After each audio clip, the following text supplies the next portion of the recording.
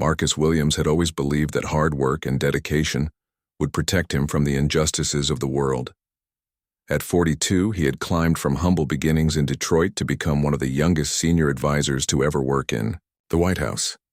His expertise in urban development and community relations had caught the attention of the current administration, and he had been invited to serve as a special consultant on inner-city revitalization programs. The invitation letter had arrived on a Tuesday morning in March. Marcus stood in his small apartment kitchen, reading the official White House letterhead for the third time. His hands trembled slightly as he realized this was the opportunity he had dreamed of since graduating from law school 15 years earlier. His mother, who had cleaned office buildings for 30 years to pay for his education, would finally see her sacrifices vindicated. Marcus had grown up in one of Detroit's toughest neighborhoods where police sirens were as common as ice cream trucks in suburbia. He had witnessed firsthand how corruption and prejudice could destroy communities. Young men like himself often ended up in prison or dead before their 25th birthday. But Marcus had been different. He studied while his friends played video games. He worked part-time jobs while maintaining perfect grades. He had refused to let his circumstances define his future. After law school, Marcus had dedicated his career to civil rights and community development. He had worked for nonprofit organizations, helping families fight unfair evictions and discriminatory practices. He had organized community meetings where residents could voice their concerns about police brutality and inadequate city services. His reputation for fairness and his ability to bridge gaps between different groups had earned him recognition beyond Detroit. The White House position would allow him to influence policy on a national level. He would be working directly with cabinet members and senior staff to develop programs that could transform struggling communities across America. The salary was more money than he had ever imagined earning, but more importantly, the position represented a chance to make a real difference. Marcus immediately called his mother to share the news. Sarah Williams was working her evening shift at the downtown office complex when her phone rang. When Marcus told her about the White House appointment, she began crying.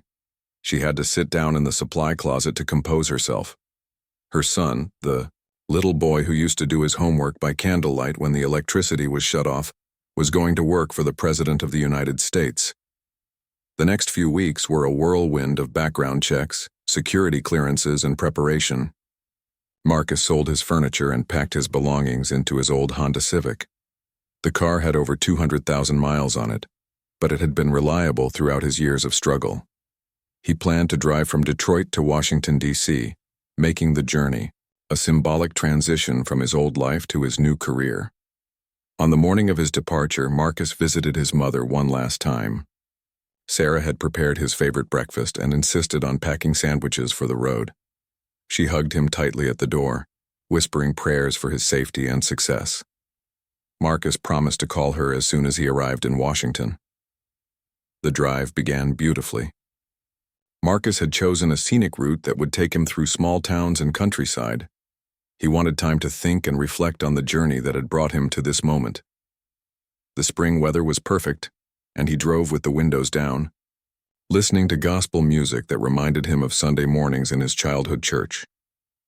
As he crossed into Ohio, Marcus felt a sense of freedom he had never experienced before. For the first time in his life, he was not worried about money or his future. He had a guaranteed position waiting for him, important work to do, and the respect of powerful people who believed in his abilities. He called his mother from a rest, stopped to tell her he was making good progress. The trouble began as Marcus entered a small town called Millbrook, about 50 miles outside of Columbus.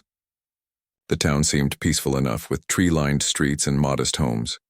Marcus noticed a few people on porches who stared at his car as he drove through, but he thought nothing of it. He had experienced curious stares in small towns before. Marcus was driving exactly at the speed limit, being extra careful not to give anyone a reason to stop him. His car registration and insurance were current, and all his documents were properly organized in the glove compartment. He had learned long ago to be prepared for any interaction with law enforcement. The police car appeared suddenly in his rearview mirror, lights flashing. Marcus felt his stomach drop, but he remained calm. He pulled over immediately, turned off the engine, and placed his hands on the steering wheel where they could be clearly seen. He had been through this routine before, though never when he had so much at stake. Officer Rick Harrison approached the driver's side window with his hand resting on his weapon. He was a 20-year veteran of the Millbrook Police Department, known for his aggressive tactics and his particular suspicion of outsiders, especially those who looked like Marcus. Harrison had been watching Marcus drive through town and had decided to find a reason to make a stop. Marcus rolled down his window and spoke politely. He explained that he was traveling to Washington, D.C. for a new job and asked what he had done wrong. Officer Harrison demanded to see his license and registration, speaking in a tone that suggested Marcus was already guilty of something. As Marcus reached for his documents, he noticed 2 more police cars arriving on the scene. This seemed excessive for a routine traffic stop, but Marcus continued to cooperate fully.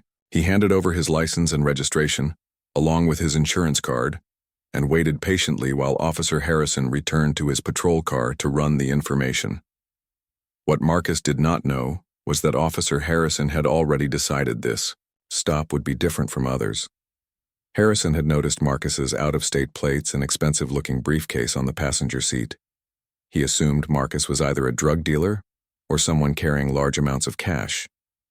Harrison had been looking for an opportunity to make a significant arrest that would bring attention to his department and possibly lead to a promotion.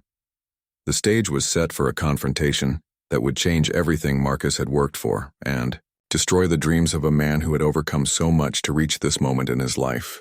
Officer Harrison returned to Marcus's car after 15 minutes with a different attitude. His initial routine check had revealed nothing suspicious, but this only made him more determined to find something wrong. He had called for backup, and now 3 patrol cars surrounded Marcus's Honda Civic. The scene was drawing attention from nearby residents who began gathering on their porches to watch. Harrison demanded that Marcus step out of the vehicle. When Marcus asked why, Harrison's voice became aggressive and threatening. He claimed he smelled marijuana coming from the car, though Marcus had never used drugs in his life. Marcus knew this was a lie, but he also understood that arguing would only make the situation worse. He slowly exited his vehicle with his hands visible, moving carefully to avoid any sudden motions that could be misinterpreted. The other officers, Tom Bradley and Jeff Morrison, had worked with Harrison for years. They knew his methods and had learned to follow his lead without asking too many questions. Both men had families to support and mortgages to pay. They had seen what happened to officers who questioned Harrison's tactics, and they were not willing to risk their careers by standing up to him. Harrison ordered Marcus to place his hands on the roof of the car while he conducted a search. Marcus complied, though he knew his rights were being violated. He had no choice but to hope that his cooperation would end the situation quickly so he could continue his journey to Washington. He thought about his new job waiting for him and tried to remain calm despite the growing crowd of onlookers. The search of Marcus's car revealed exactly what any reasonable person would expect from someone moving to a new city. Harrison found clothes, books, legal documents, a laptop computer, and the sandwiches Marcus's mother had packed for the trip. There were no drugs, no weapons, and nothing remotely suspicious. But Harrison was not ready to admit defeat. Harrison focused his attention on Marcus's briefcase, which contained his White House appointment letter, security clearance documents, and other sensitive materials related to his new position. When Harrison demanded to search the briefcase, Marcus hesitated. He explained that the documents were confidential government materials and asked if he could call his contact at the White House to verify his identity. This request seemed to enrage Harrison further. He accused Marcus of being uncooperative and claimed that refusing to allow the search was evidence of criminal activity. The other officers began to look uncomfortable as the situation escalated beyond a routine traffic stop. Several residents had now gathered across the street, some recording the incident with their cell phones. Marcus realized he was trapped in an impossible situation. If he allowed Harrison to search the confidential documents, he could be violating security protocols before he even started his new job. If he continued to refuse, the situation would likely become even more dangerous. He decided to try a different approach and asked to speak with Harrison privately. Harrison agreed, perhaps thinking that Marcus was ready to confess to some crime or offer a bribe. Marcus explained his situation carefully, telling Harrison about his White House appointment and showing him the official letter. He hoped that revealing the truth about his destination would end the harassment and allow him to leave. Instead, Harrison's reaction was one of disbelief and anger. He accused Marcus of carrying fake documents and claimed that someone like him could never work for the government. Harrison's prejudices were now fully revealed, and his determination to arrest Marcus became personal rather than professional. He told the other officers that Marcus was carrying forged federal documents, a serious felony. Officer Bradley had served in the military before joining the police force, and he recognized the official formatting and security features of the White House letter. He quietly suggested to Harrison that the documents appeared genuine and recommended they contact federal authorities to verify Marcus's story. Harrison dismissed this suggestion and ordered Bradley to search Marcus's car again, more thoroughly, this time. The second search was unnecessarily destructive. Harrison and Morrison pulled out every item from Marcus's car and scattered them on the ground. They opened every container, unfolded every piece of clothing, and dismantled parts of the car's interior. Marcus watched helplessly as his belongings were treated like evidence in a major criminal investigation. During this search, Harrison made a discovery that changed everything. Hidden in his own patrol car, Harrison had a small plastic bag containing marijuana that he had confiscated during a previous arrest but had failed to log into evidence properly. This was a violation of department policy, but Harrison saw an opportunity to solve two problems at once. While Marcus was standing with Officer Bradley, Harrison secretly planted the marijuana in Marcus's briefcase. He then announced loudly that he had found illegal drugs among Marcus's government documents. The crowd of onlookers could hear Harrison's announcement, and several people began taking more photos and videos of the scene.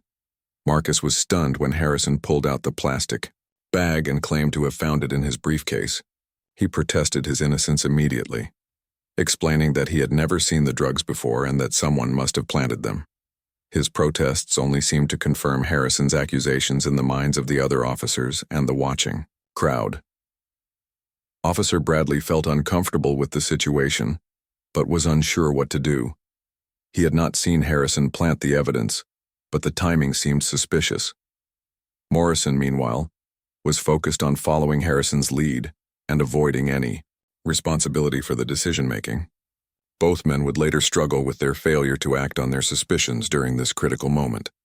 Marcus was handcuffed and placed under arrest for possession of illegal drugs and carrying false federal documents.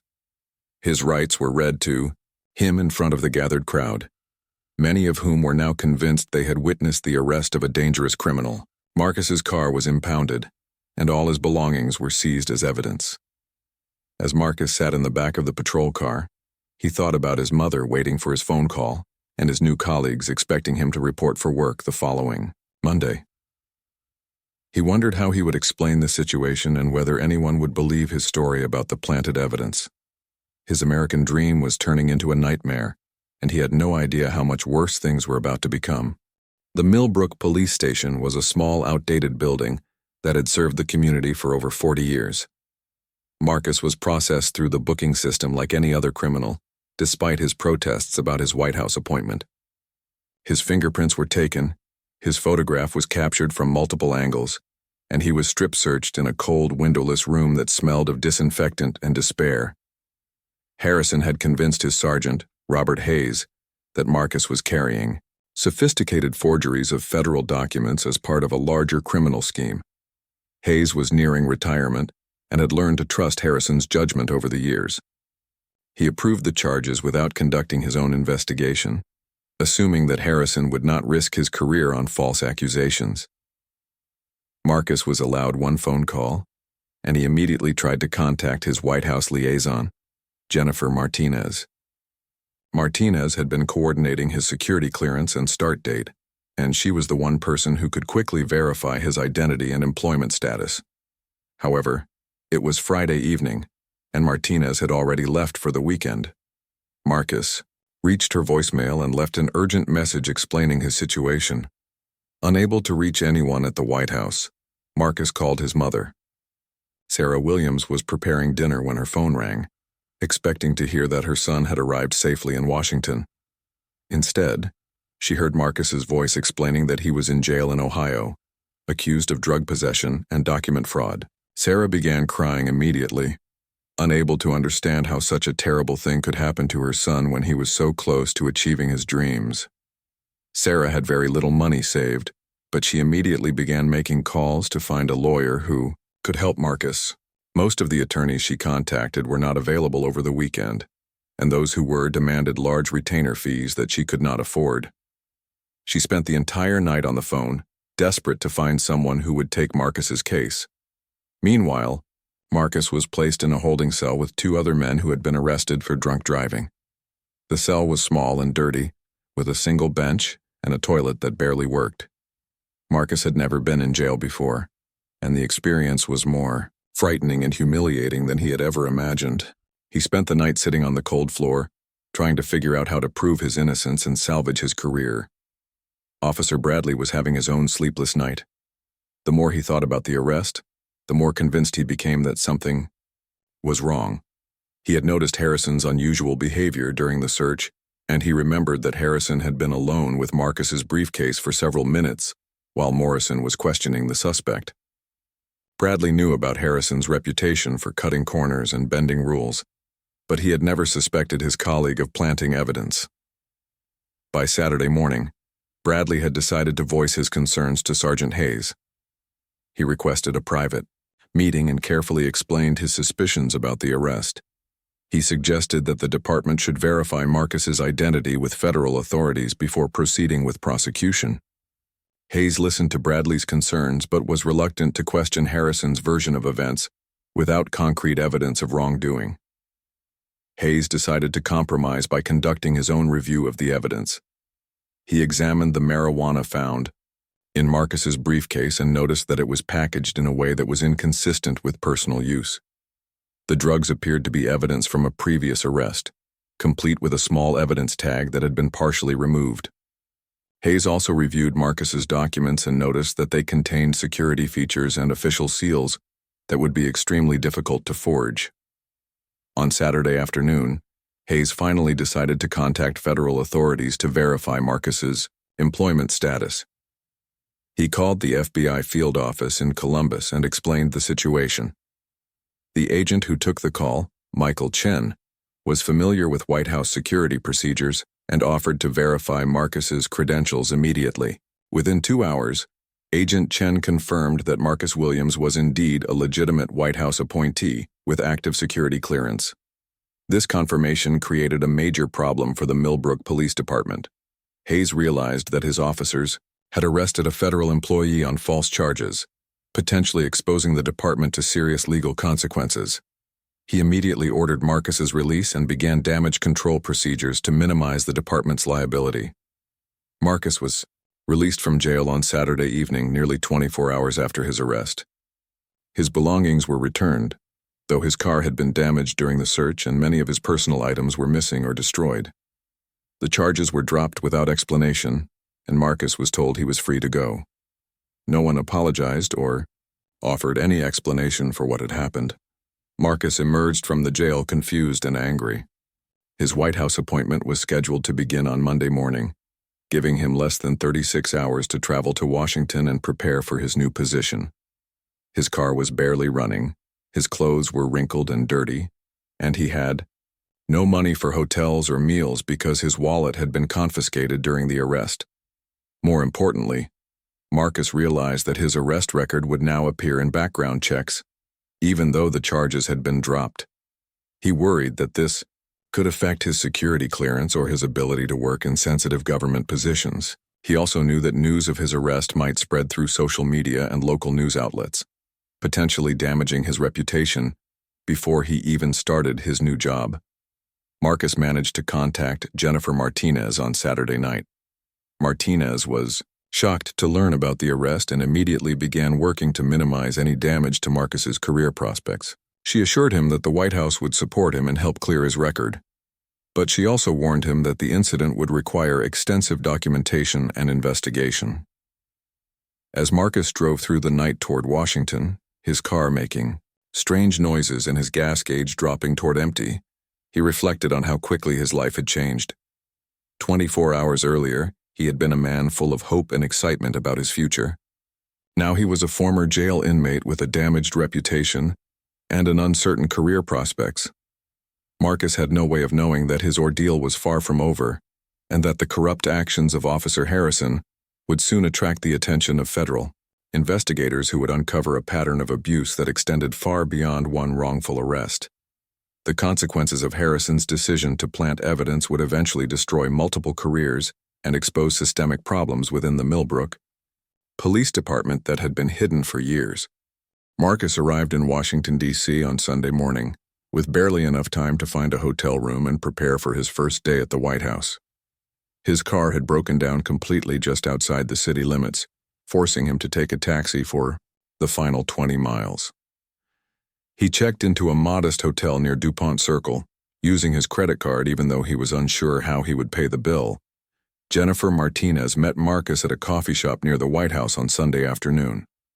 She had worked in government security for over 15 years and had never encountered a situation quite like this one. She explained to Marcus that his arrest record would need to be thoroughly investigated and documented before he could begin working on classified materials. This process could take weeks or even months to complete. Martinez was genuinely sympathetic to Marcus's situation, but she was also concerned about the potential security implications. The White House could not afford to have employees with questionable backgrounds, even if the charges had been dropped. She assured Marcus that the administration wanted to help him, but she could not guarantee that his position would still be available after the investigation was completed. Marcus spent Sunday night in his hotel room, trying to prepare for a job he might not be able to start. He called his mother to update her on his situation, but he could not bring himself to tell her that his White House career might be over before it began. Sarah Williams had been so proud of her son's achievement that Marcus could not bear to disappoint her with more bad news. On Monday morning, Marcus reported to the White House personnel office as scheduled. He was met by a team of security investigators who had already begun reviewing the circumstances of his arrest. The investigators were professional but thorough, asking detailed questions about every aspect of his encounter with the Millbrook police. Marcus answered honestly, but he could see skepticism in their eyes when he described the planted evidence. The lead investigator, David Park, had worked in federal law enforcement for 20 years before joining the White House security staff. He had seen many cases of false accusations and planted evidence, but he also knew that suspects often claimed to be victims of police corruption when they were caught with illegal drugs. Park's job was to protect the White House from security risks, and he could not take chances based on unproven allegations. Marcus was placed on administrative leave while the investigation continued.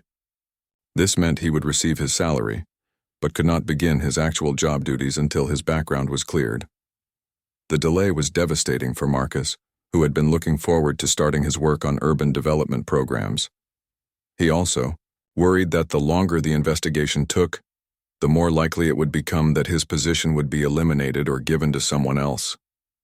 Meanwhile, back in Millbrook, Officer Bradley had decided to come forward with his suspicions about Harrison's conduct. Bradley met privately with Sergeant Hayes and provided a detailed account of his observations during Marcus's arrest. He also mentioned that he had heard rumors about Harrison keeping confiscated drugs instead of logging them properly, though he had no concrete evidence to support these claims. Hayes was now facing a serious dilemma. If Bradley's suspicions were correct, the department had falsely arrested a federal employee and potentially violated his civil rights. If the allegations became public, the department could face federal investigation, massive lawsuits, and criminal charges against Harrison. Hayes needed to find out the truth, but he also needed to protect his department and his own career. Hayes decided to conduct a quiet internal investigation into Harrison's recent arrests and evidence handling. He reviewed Harrison's case files for the past 6 months and discovered several irregularities. There were instances where confiscated drugs had not been properly logged, cases where evidence had gone missing, and arrests that had been dropped without clear explanations. The pattern suggested that Harrison had been violating department policies for some time.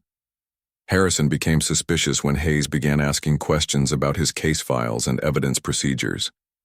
He realized that someone had raised concerns about Marcus's arrest, and he suspected that Bradley was the source of the allegations. Harrison confronted Bradley in the station parking lot, warning him to keep quiet about matters that did not concern him. Bradley was intimidated by Harrison's threats, but he was also angry about being pressured to cover up potential crimes. He decided to contact the FBI directly and report his suspicions about police corruption in the Millbrook Police Department. Agent Chen, who had previously verified Marcus's employment status, was very interested in Bradley's allegations and arranged to meet with him confidentially. The FBI investigation began quietly, with agents reviewing arrest records and interviewing other officers who had worked with Harrison. They discovered that Harrison had a pattern of making arrests based on planted evidence, particularly targeting out-of-state drivers who were unlikely to return to Millbrook to fight the charges. Many of these victims had simply paid fines and accepted plea bargains rather than face the expense and difficulty of proving their innocence. Marcus was unaware of the FBI investigation, but he was beginning to see signs that his situation might improve. Jennifer Martinez called to tell him that federal investigators had found inconsistencies in the police reports from his arrest. She also mentioned that other victims of similar incidents were beginning to come forward with their own stories of false arrests and planted evidence. Marcus used his time on administrative leave to research his legal options and connect with civil rights organizations that might be able to help him. He contacted the NAACP and the American Civil Liberties Union, both of which expressed interest in his case. These organizations had experience fighting police corruption and were eager to support a victim who had been targeted because of his race and success. The media attention began when a reporter for the Washington Post learned about Marcus's arrest and its potential connection to his White House appointment. The reporter, Sarah Johnson, had covered police corruption stories before and recognized the significance of a case involving a federal employee. She began investigating the Millbrook Police Department and discovered that Marcus was not the only victim of questionable arrests. Johnson's initial article, published on a Wednesday morning, described Marcus's arrest and raised questions about the Millbrook Police Department's practices. The story was picked up by national news outlets and social media, creating significant public interest in the case. The attention put pressure on local authorities to take action and also attracted the attention of other victims who had been afraid to come forward. Marcus watched the news coverage from his hotel room, feeling a mixture of relief and anxiety. He was glad that his story was finally being told, but he was also worried about the impact of negative publicity on his career prospects. He wondered if the White House would want to associate itself with someone who had become the center of a national controversy about police corruption and racial profiling. The growing media attention also created problems for Officer Harrison, who found himself at the center of allegations that could end his career and result in criminal charges. Harrison had built his identity around being a tough law enforcement officer, and he was not prepared to accept responsibility for his actions, or the consequences they had created for innocent people like Marcus Williams. The FBI investigation expanded rapidly as more victims came forward with similar stories of false arrests and planted evidence.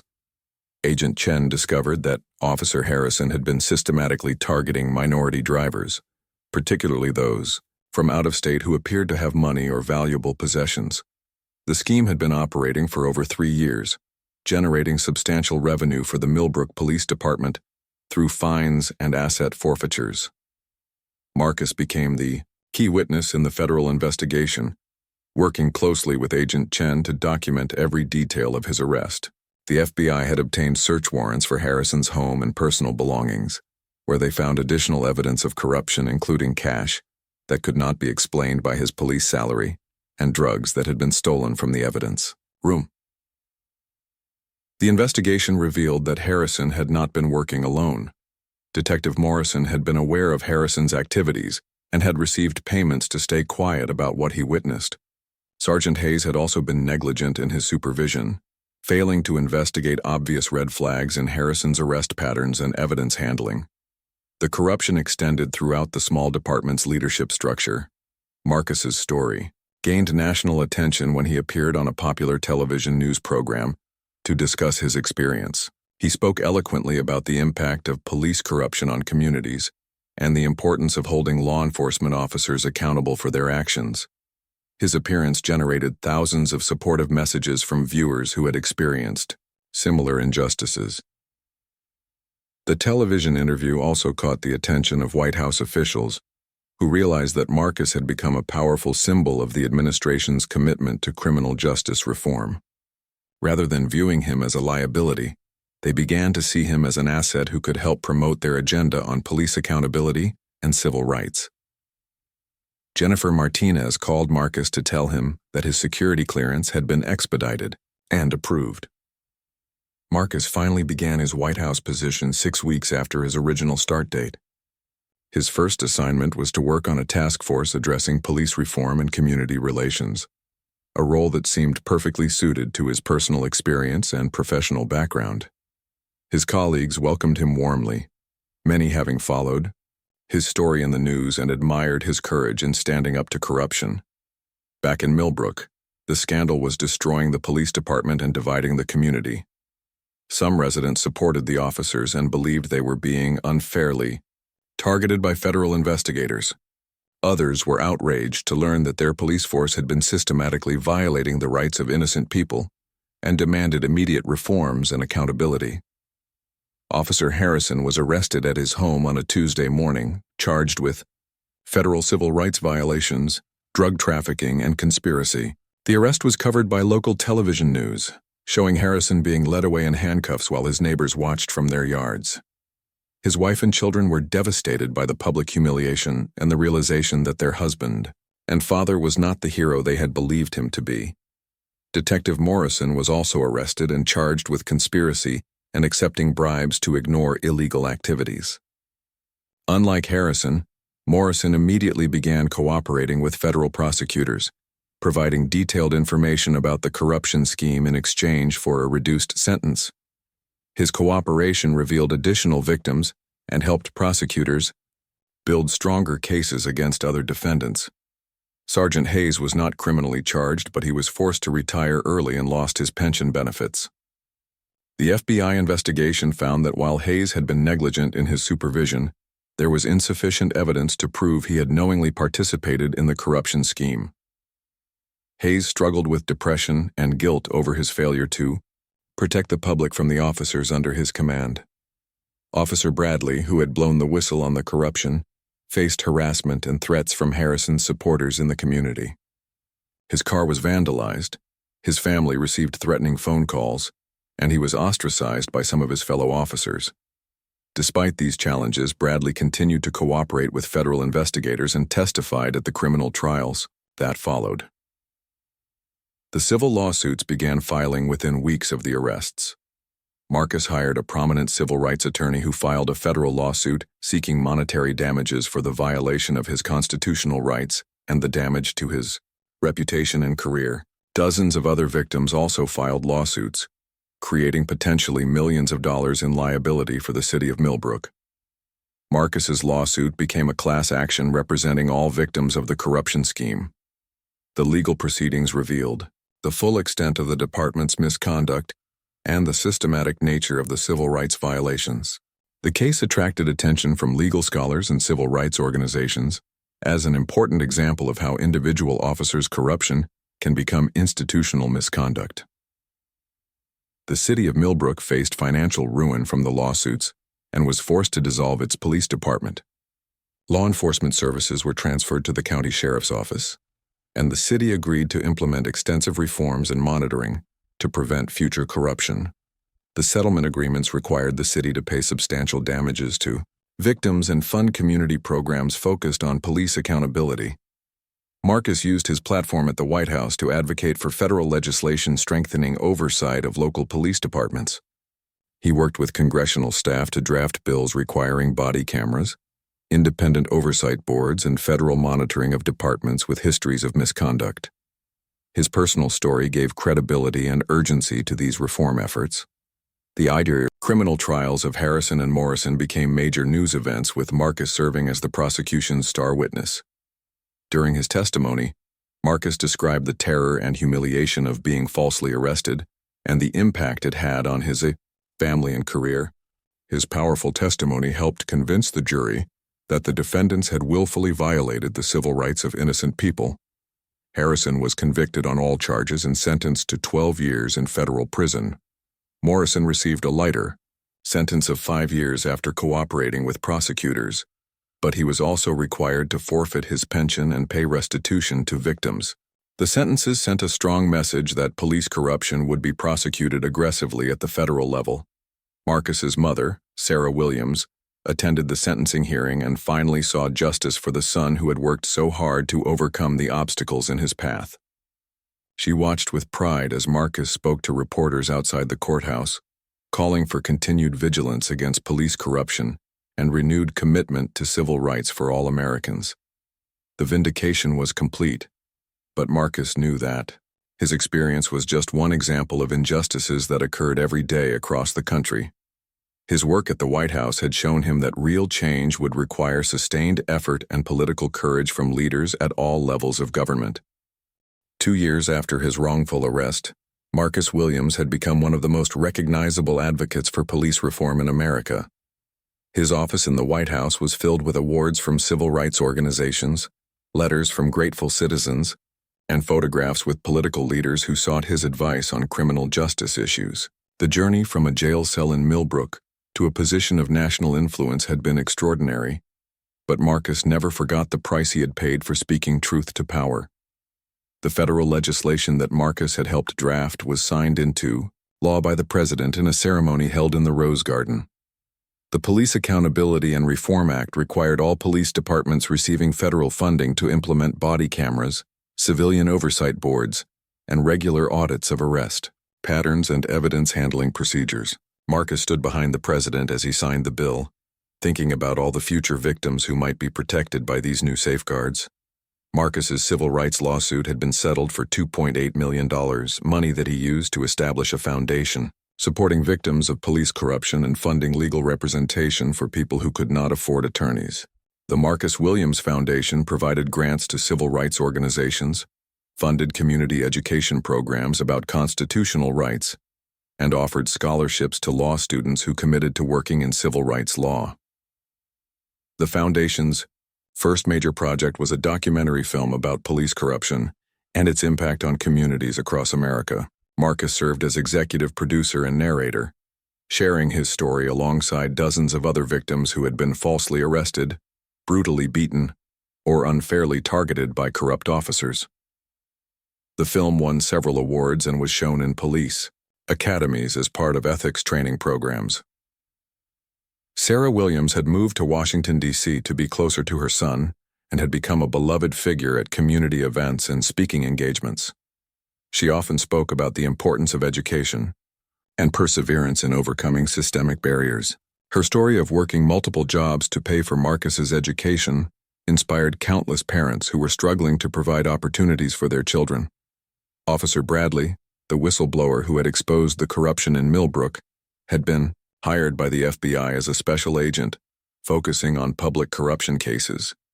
His experience had taught him the importance of moral courage and the devastating consequences of staying silent when witnessing wrongdoing. He worked closely with Marcus's foundation to identify and investigate suspicious patterns of police misconduct in small departments across the country. The city of Millbrook had slowly begun to rebuild its reputation and its community trust.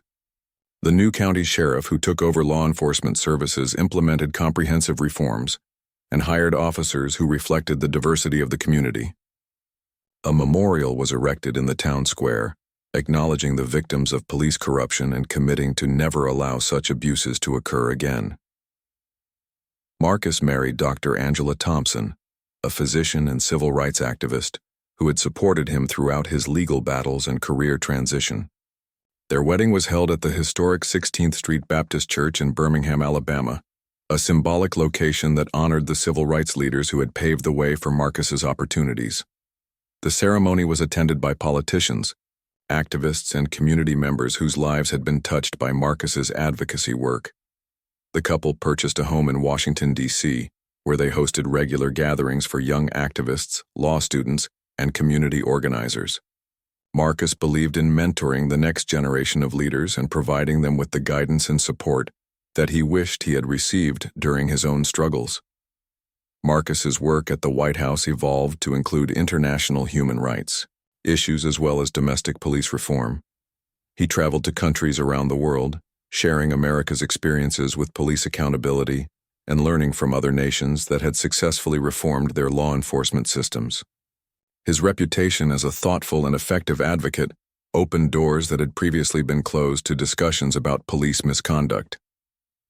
The impact of Marcus's story extended far beyond policy changes and legal reforms. His example inspired countless individuals who had experienced injustice to speak out and demand accountability. Police departments across the country began implementing voluntary reforms, recognizing that the public was no longer willing to tolerate corruption and abuse of power. Former Officer Harrison served his full sentence in federal prison, where he had time to reflect on the lives he had damaged through his corrupt actions. He eventually wrote letters of apology to Marcus and other victims, though many chose not to respond. Upon his release, Harrison struggled to find employment and housing, experiencing firsthand the challenges faced by people with criminal records. Detective Morrison, who had cooperated with federal prosecutors, was released after serving 3 years in prison. He moved to another state and found work in construction, keeping a low profile and trying to rebuild his life. He occasionally donated small amounts to Marcus's foundation, a gesture that provided some measure of personal redemption, though it could never fully compensate for his role in the corruption scheme. Marcus often returned to Detroit to visit his childhood neighborhood and speak at local schools and community centers. He shared his story with young people who faced many of the same challenges he had overcome, emphasizing the importance of education, perseverance, and moral courage. These visits reminded him of how far he had traveled from his humble beginnings and motivated him to continue fighting for social justice. The documentary film produced by Marcus's foundation was eventually adapted into a television series that examined police corruption cases from across the country. Marcus served as host and executive producer, using each episode to highlight both the problems within law enforcement and the positive examples of officers who upheld their oaths to serve and protect. The series won critical acclaim and helped change public perceptions about police accountability. As Marcus approached his 5th anniversary at the White House, he began considering his next career move. Several universities had offered him prestigious positions as a professor or researcher, and he was also being encouraged to run for political office. He was particularly interested in opportunities that would allow him to work directly with communities affected by police misconduct and criminal justice inequities. Marcus's legacy was already secure, but he knew that his work was far from finished. The systems that had allowed his wrongful arrest were still present in many communities across America. Corrupt officers continued to abuse their power, and victims continued to suffer in silence. The progress that had been made was significant, but much more needed to be done to ensure equal justice under law for all Americans. On quiet evenings at home with Angela, Marcus sometimes reflected on the chain of events that had transformed his life so dramatically. A corrupt police officer's decision to plant evidence had destroyed his original plans, but had ultimately led him to a more meaningful and impactful career than he had ever imagined possible. The injustice he had suffered had become the foundation for positive changes that would protect countless future victims. Marcus's story had become a testament to the power of persistence and the importance of speaking truth to power, even when the costs were high and the outcomes uncertain. His journey from victim to advocate demonstrated that individual courage could create systemic change and that justice, though sometimes delayed, could ultimately prevail. The tragic consequences of police corruption had been transformed into a force for positive change that would continue long after Marcus's own story had ended.